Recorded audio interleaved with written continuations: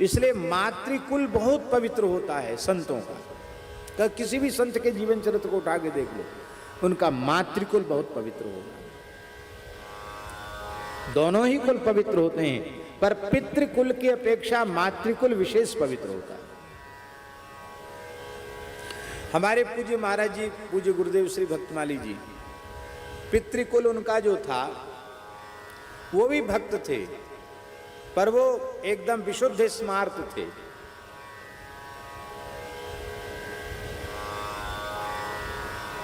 माने वैष्णव विरोधी तो नहीं थे, एकादशी व्रत भी करते थे, तुलसी भी, भगवान की भक्ति भी करते थे, पर सब त्रिपुंड्रधारी, त्रिकाल संध्योपासन करने वाले, गायत्री जप करने वाले, वेद पाठ करने वाले वही थे।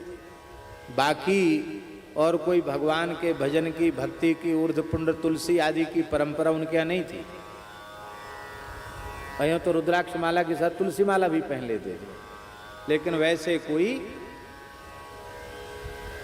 अब आप इससे समझ लीजिए महाराज जी के पिताजी, महाराज जी जब गोवर्धन में विराजते थे लक्ष्मण मंदिर में, तो महाराज जी के पिताजी पंडित श्री लक्ष्मण प्रसाद जी त्रिपाठी तो आए। महाराज जी ने पिता का आदर किया, करना ही चाहिए, प्रणाम किया, आदर किया। तो ट्रेन से आए थे और रास्ते में पानी भी नहीं पिया था उन्होंने, वृद्ध शरीर था। तो महाराज जी ने कहा कि स्नान करके अपना संक्षिप्त नियम कर लो। और लक्ष्मण जी को भोग लग गया, प्रसाद खा लो। उन्होंने कहा देखो हमने पानी भी नहीं पिया, अभी हमारा नियम पूरा करेंगे, उसके बाद हमारा सीधा सामान हम लेके आए हैं अपने गांव से, आटा दाल चावल लेके आए हैं गांव से, तुम्हारे यहाँ का कुछ नहीं लेंगे, हमको लकड़ी कंडा दे दो, हम अपना बनाएंगे और भोग लगाएंगे, अपने पाएंगे, बलि वैष्णदेव करेंगे, अपने पाएंगे। तो महाराज जी ने कहा वृद्ध हैं, यहाँ भोग लग गया है। बोले भाई देखो हमारी जात बिगड़ी नहीं है अभी, हम कान्यकुब्ज ब्राह्मण हैं, किसी का छुआ पानी नहीं पीते हैं, हमारी जात वाती नहीं बिगड़ी है। और तुम हो गए हो बैरागी बाबा जी। बाबा जी की क्या जाति, बाबा जी में तो सब होते हैं, तो हम तुम्हारे यहाँ का नहीं खा सकते हैं, न तुम्हारा खा सकते हैं, हम तो अपने आप बनाएंगे। महाराज ने की जैसे आपकी प्रसन्नता हो।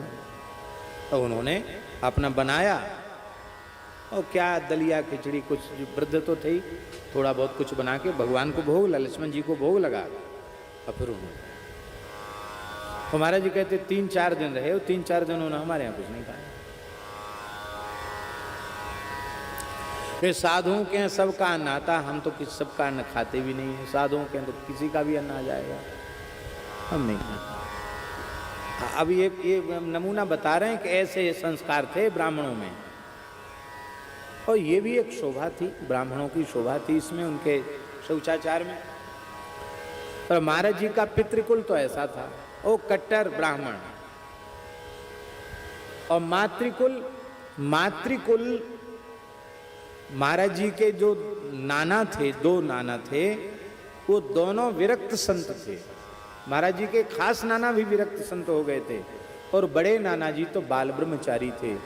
दोनों ही बाबा श्री रघुनाथ दास जी बड़ी छावनी के साक्षात शिष्य थे। रघुनाथ दास जी के शिष्य थे दोनों नाना महाराज जी, जो जीवन मुक्त भगवत प्राप्त संत थे। बाबा श्री रघुनाथ दास जी महाराज, अयोध्या बड़ी छावनी, तो वो परम वैष्णव थे। महाराज जी ने अपने बहुत बाल्यकाल में अपने नाना जी का, बड़े नाना जी, छोटे नाना जी, दोनों का दर्शन किया।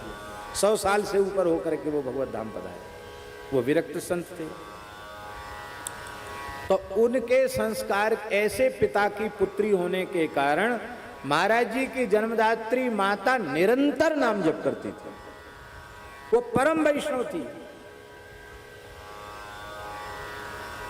तो महाराज जी एक बार बोले कि हमारा खानदान तो जो है वो, उसमें भक्ति के संस्कार, हम में जो भक्ति के संस्कार आए वो तो हमारे माता जी के खानदान से आ गए, ऐसा महाराज जी ने एक बार कहा था। बात समझ में आती। और मान लो किसी का पितृकुल भी भक्त हो और मातृकुल भी भक्त हो, तब तो कहना ही क्या है। पूज्य श्री बेणुवृत कुंज वाले महाराज जी के जीवन की विशेषता उनका पितृकुल इतना पवित्र है कि परंपरागत वैष्णव, और उसमें भी परम पवित्र आयंगार विप्रकुल, उसमें भी महान आलवार श्री कुलशेखर आलवार जी की वंश परंपरा में आपका जन्म हुआ। और मातृकुल कितना पवित्र है, मातृकुल महाराज जी की माताजी श्री कमलम्मा माता, वो जो है वो गोपाल भट्ट जी के वंश में उनका जन्म हुआ। श्री गोपाल भट्ट गोस्वामी पाद जिन्होंने श्री राधा रमण लाल जी को प्रकट किया, उन श्री गोपाल भट्ट जी की वंश परंपरा में महाराज जी की जन्मदात्री माता का जन्म हुआ था। तो इस प्रकार से पितृकुल और मातृकुल की विशुद्धता से महाराज जी का ऐसा अद्भुत दिव्य अवतरण हुआ।